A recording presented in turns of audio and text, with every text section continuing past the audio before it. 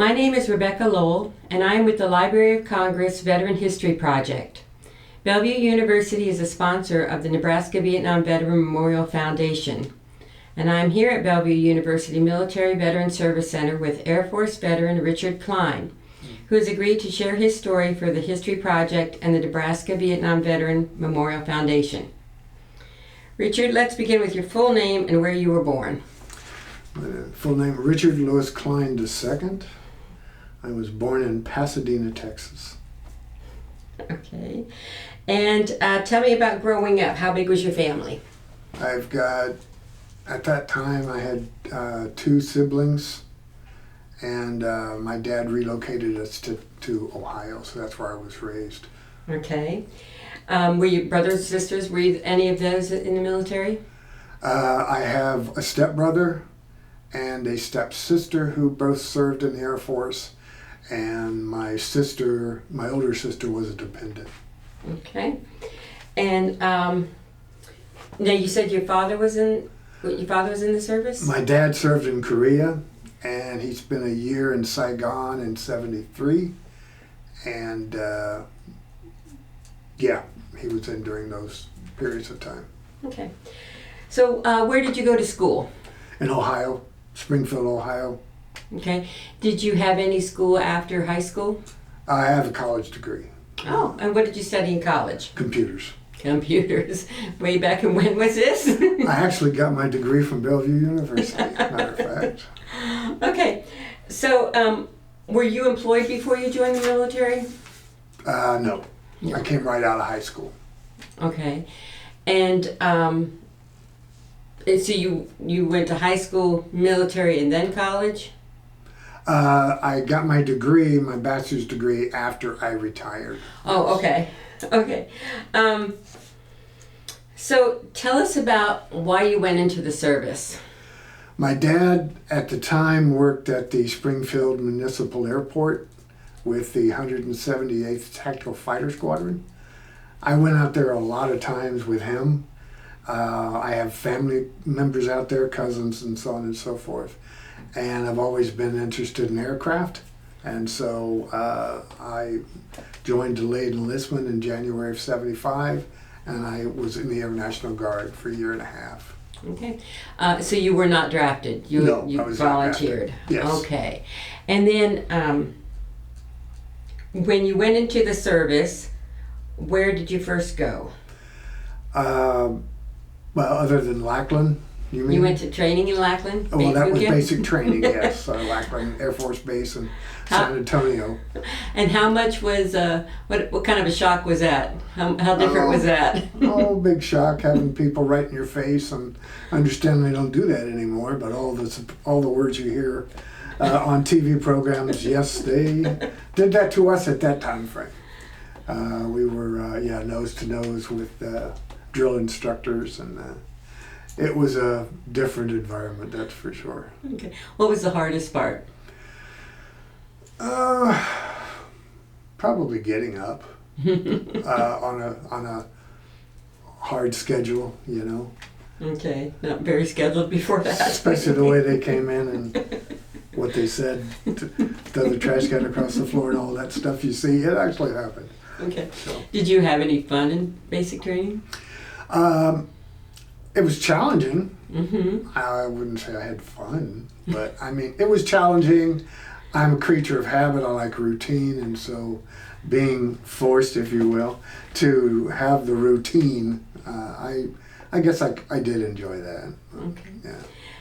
Do any of your instructors stand out? No, not really. It's been so long ago that yes, I don't really recall. Okay. And then after boot camp, you went to advanced training. Where'd you go to training at? Chinook Air Force Base in Illinois, Champlain, Illinois. Oh, okay. What did you study there? Aircraft. I was an automatic flight control system specialist when I first came in the Air National Guard, and so I worked on. I trained on a lot of different aircraft, helicopters, bombers, cargo planes, fighters. But the planes that they had at the 178th Tactical Fighter Squadron in Ohio, where I was going to be working, were at that time, they were phasing out F-100s. because I worked on F-100s, and then they brought in A-7s, and I worked on A-7s. Okay. And what kind of equipment or certification did you have to get to work on these?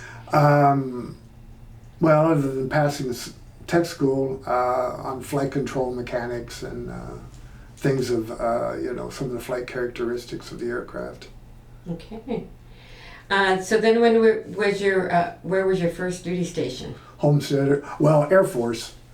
I came into the active Air Force in January '77, and I didn't have to go through tech school again because I had already had that training. I did have to go to basic training one more time, and I did it again. And then you just had a yeah, I really enjoyed Lackland. My first assignment was Homestead Air Force Base south of Miami in Homestead, Florida. And there I worked on F-4s. Okay. What was a regular day like? Busy. I mean, they kept us busy because it was a training squadron at that time. Mm-hmm. I don't recall the squadron designator, but it was a training squadron, so we had a lot of second lieutenants that were just out of flight school, and they were coming to learn how to fly F-4s. And so we were kept pretty busy. Okay. Damaged aircraft and a lot of things that was, Yeah. Okay. By the time you joined up, was the Vietnam mission basically over or ending? Yes, because like I said, I delayed enlistment in January '75 was when I signed up, but I didn't graduate high school until June of that year. Right. So that's when I went in. The draft had already stopped, and to my knowledge, all the scale down was already completed. Okay. So. How would you think your military life, you're going on just day to day, how would you think that changed you for when you got out? How do you think it did make a difference from before you went in and when you got out? Yes, in my personal opinion, I think everybody should have to serve a hitch because it teaches you discipline, it teaches you routine, it teaches you respect. So that's what I primarily think I got from the military. Okay. Do you think that served you well after the military? Oh yes, definitely. Told me that I have to be to my jobs on time and do the best I can possibly do. Yeah. So. When are you married, or yes. had you been married? Did you get married while you were on active duty? I got married right before I went on active duty to my first wife. The Air Force. Yes, to my first wife. Okay. Do you have children? No. No. Okay. How did you keep in touch with your first wife or subsequent wives while you were on active duty? Did they go with you, or? They didn't. My very first assignment in active duty after Homestead was Okinawa, Japan, Kadena Air Base in Okinawa, Japan.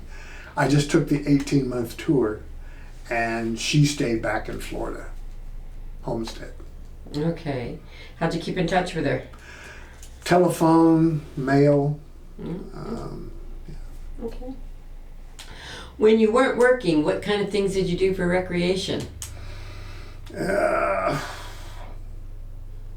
Kind of partied a lot overseas. I used to watch a lot of TV to, unwind, and I used to read. Didn't do much computers back then because there wasn't really a lot of computing back then. I was over in Okinawa 79 and 80, and the unit I was in, I worked on RF-4Cs, reconnaissance aircraft.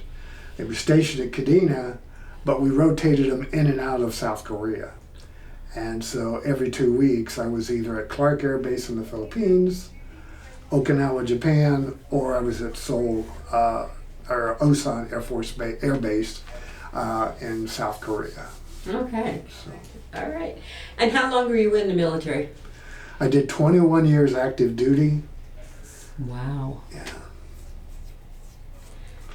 Then I had civil service time as well. Okay, so then When you were on active duty, although we were not necessarily at war, would you consider your skills to have been conducive to support, combat support or service support, or? Well, I mean, like you said, there wasn't any real conflicts during the time I was in. But what I did when I worked on aircraft, and some of the missions that we did when I was over in Okinawa, particularly, directly served our goal, our mission in Korea to patrol the DMZ. So yes, when I worked on those planes, it was directly to support their mission in order to fly along the DMZ and do what they had to do. Okay. So after 21 years, you went a few places. Yeah. Most of my time was overseas. What was your favorite duty station, would you say? England. I spent, this was in a different career field. I cross-trained after Okinawa. I cross-trained into communications. My first assignment in communication was RAF Crowton. And so it was in England. I spent 3 years over there. And in that time, I went on missions to Germany, missions to, well, my missions were in Germany. I went to France too while I was there, but not on a military mission. So I liked England. You get to do a lot of traveling then. Yeah, I did more than some people have done. I relocated 9 times in my 21 years. Okay. All right. Let me go back here. Did you form any real close friendships while you were serving? Not really. I was always kind of a loner. I didn't.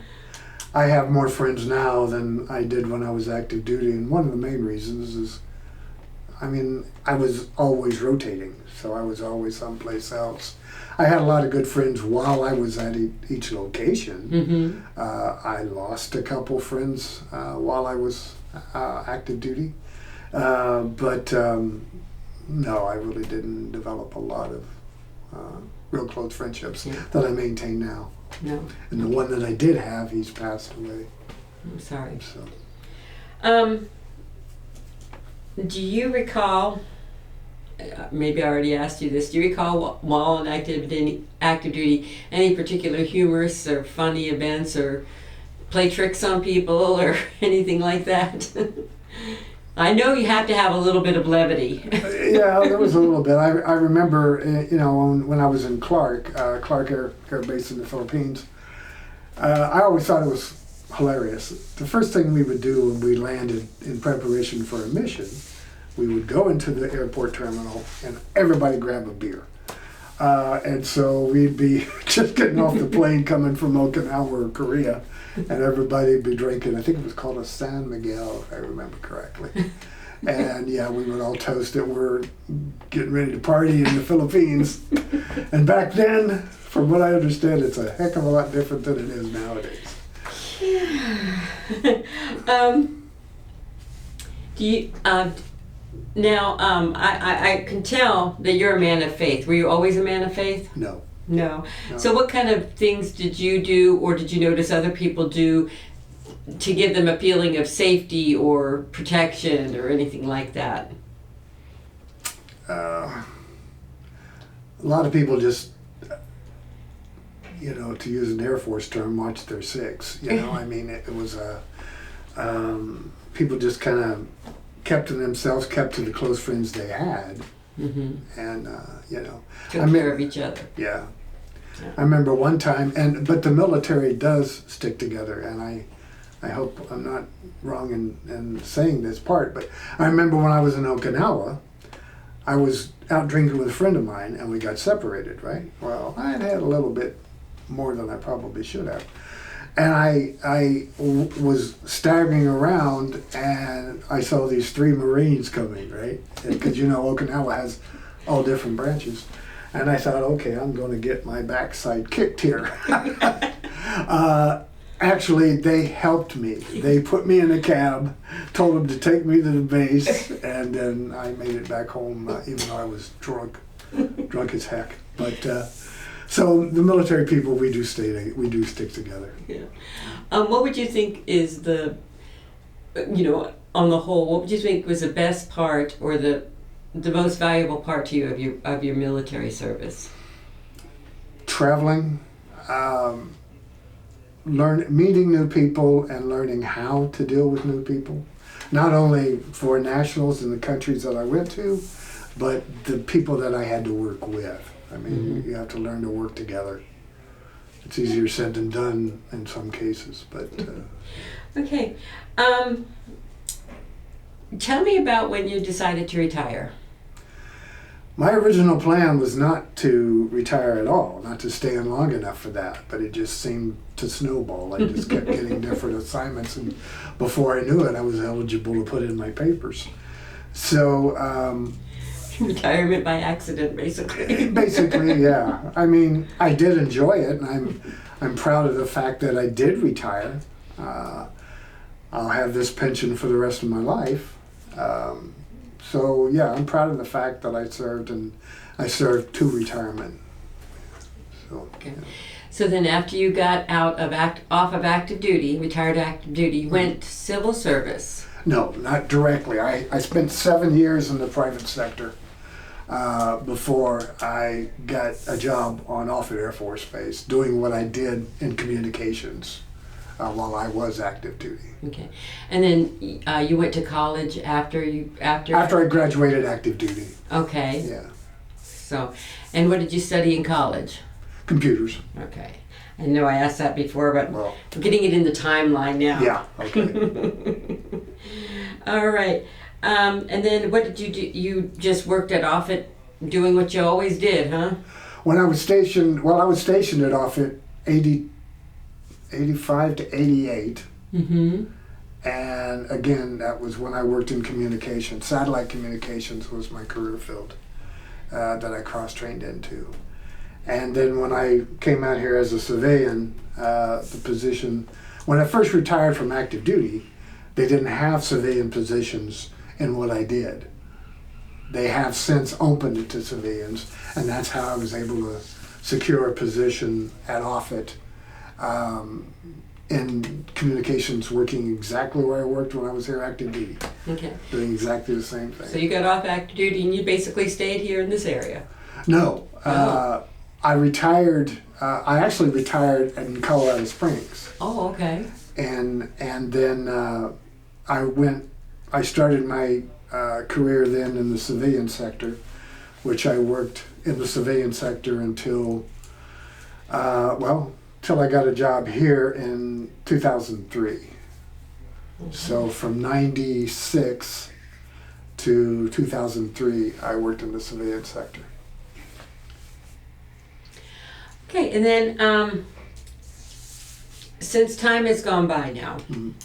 and we have seen military people come home from Vietnam, from Afghanistan, from Desert Shield, from Desert Storm, and you've seen those people come home. Oh yeah. Can you compare what did you feel when the people from Vietnam came home? I was embarrassed to say I'm an American, to see the way that people were treating the Vietnam veterans. They didn't ask to go over there, They were drafted or whatever the case for them joining the military was. They didn't have a choice. They went because they were told to. Had I have been old enough at the time, I would have gone. I've since learned a lot about the conflict of the war, as I'm sure most people have. But I was embarrassed to say that I'm an American and to have our people treated the way they were treated. I mean, in my personal opinion, maybe I shouldn't say this on camera, but if you don't love it, get out.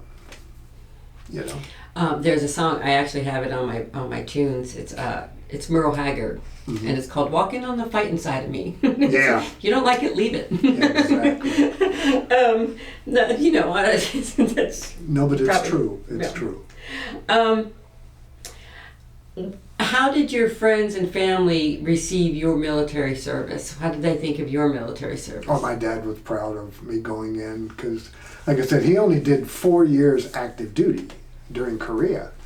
But the rest of his time was as an Air National Guardsman, and he was able to retire from that with a military pension. Matter of fact, his funeral was with honors. Yeah, he was proud that I went in, and and as I said, most of my family did serve, except for my older brother, or my younger than me, but older than the rest of my half siblings. He didn't serve because he was a little bit of a troublemaker, and then he committed suicide in 2010. Oh, I'm sorry. Yeah, thank you. Did you use the GI Bill for any of your education? Yes, for my college degree. Okay. And have you joined any veteran organizations? Okay, I'm a member of the DAV, life member. I'm a life member of the VFW. I'm a life member of the American Legion. And as part of my faith, I'm a Sir Knight with the Catholic Knights of Columbus. Wow. Staying involved. I'm trying to get more and more involved. Okay, that's good. Do you have an opportunity, or do you attend any reunions? Do you ever have a unit reunions, or? No. No. Okay. What are some of your what would you consider your life lessons learned from your military experience? I don't know. One of the things I keep thinking about a lot now that we're talking about this is, while I was active duty, I went to a classified location, and at that location, the people that we were there with bonded very, very strongly. We used to always play that song by Lee Greenwood. Proud to be an American? Yes, Proud to be an American. We had an aircraft that would bring in supplies and troops twice a week, and everybody who was over there but not ready to rotate back to the States would get out in a long line, and we would lock arms and we would sing this song. And still to this day, it brings tears to my eyes when I listen to those songs, because in one particular incident, one of our aircraft took off, and suddenly developed an in-flight emergency, and I was on the volunteer fire department over there, and we saw the plane going down, and we thought it was going to crash, but fortunately the pilot was able to recover and make a landing, and then we went to the plane to get the people out of the burning aircraft. So wow, that's wild. It was, yeah. Okay, do you consider yourself a patriot? Yes. What does patriotism mean to you? This is my country, and I'm going to protect it with my life. Do you encourage young people to do that? Yes. Okay. Has from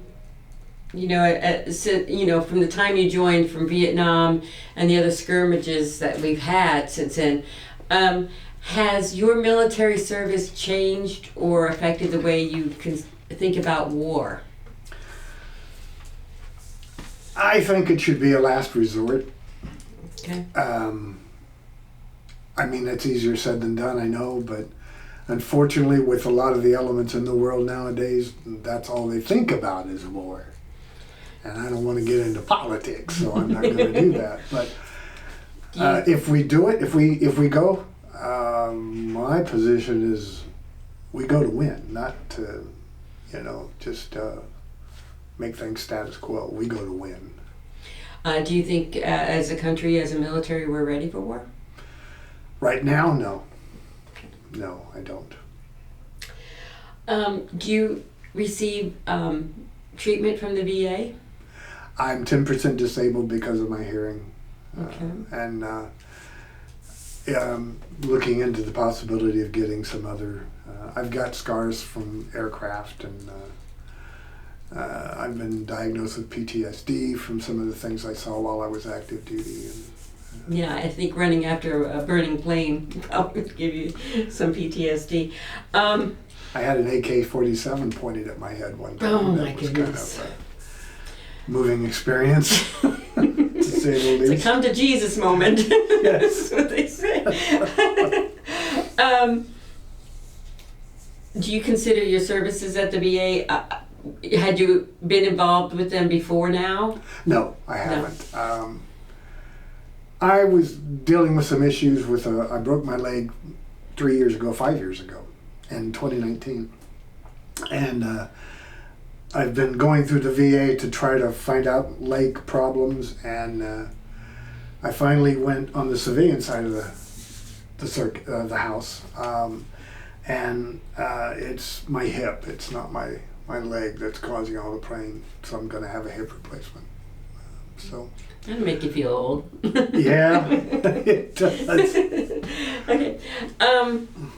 When future generations look at your video, okay, it's happening now. They're teaching about the Vietnam War in the classrooms now. It's not As they something should. under the rug. As they should. So, if somebody sees your video with this Share Your Story project, okay, it's a National Progress Project, what would you want that 17-year-old kid to know?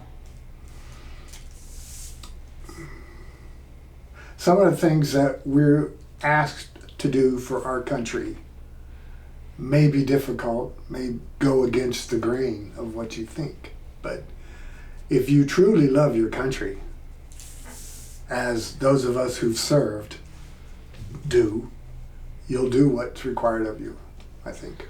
So. Is there anything about your military experience that you've just held close all these years and never shared? Couple accidents I saw that I helped clean up the body parts. Yeah, I don't like to think about that very often, but that's just one of those things you put to the Not going to talk about it now. back of your mind and don't think about. Okay. What do you want people to remember from your story, personally from your story? I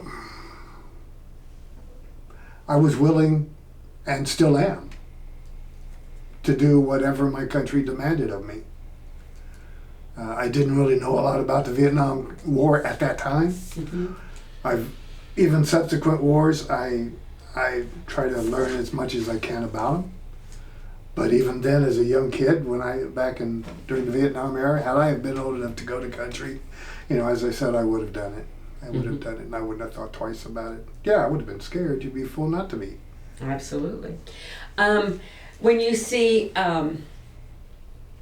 veterans coming home today, what do you feel when you see them? Oh, I'm proud of them. I hate to see. I think our government should do more for people who've given up limbs and other significant parts of their body, whether it be mind or whatever. I think our government should do more for these people because they're the way they are because of what they did for you, for us. And I don't think they should be kind of pushed on the back burner and we'll get to you when we can get to you. I don't think that's right at all. And I wish I could help more than I try to do, like with the Wounded Warrior Project and things of that nature. What are the other one, Tunnel to Towers or something along those lines. That's for first responders, but I also feel the same way for them. They're doing a job that most people wouldn't do. And we need to recognize them as heroes as well. Absolutely. Okay. Well, is there any last words that you'd want to give for your story? No, I enjoyed my time in the service. There's still times I would like to go back and join. And I've seen stories where, they are taking older citizens back into the military for one reason or another. But if I was to have it to do over again, I'd definitely do it. You would do it all over again? I'd do it all over again. That's awesome. Do it all over again. Well, Richard, I want to take this opportunity to thank you You're welcome. for sharing your story, recalling your military service. And what you're doing is a service to our future. By telling your stories, reality is taking its proper place. And I want to thank you for your service. Thank you very much.